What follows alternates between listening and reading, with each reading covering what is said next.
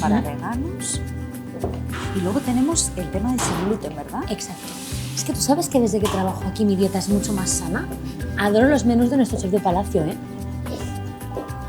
Pues todas estas exquisiteces las ha preparado nuestro chef con productos de la huerta valenciana de temporada. Qué buena pinta. Y ¿sabes? Los entrantes de berenjena y calabaza me ha dicho que están riquísimos. Hey, lo confirmo. Bueno, y tenemos que probar el pescado, el bonito. Y las croquetas. A mí me encantan las croquetas. Hecho. Me alegro que el coffee break sea aquí en los jardines. Los noruegos me decían que en su ciudad no pueden casi nunca. Llueve siempre. Sí, siempre, siempre. Los franceses que quieren proyector de tecnología láser de alta luminosidad. No te preocupes. Ya me anticipé y como reservé el auditorio para ellos, ya lo tienen. Qué previsora. Por cierto,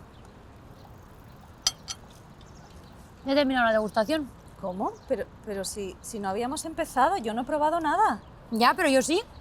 Todo exquisito y súper fresco, como siempre, tal y como querían los organizadores del evento.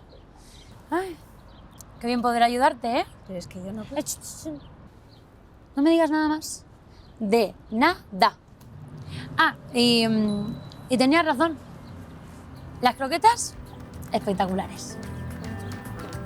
Aprendes rápido, pequeños saltamontes.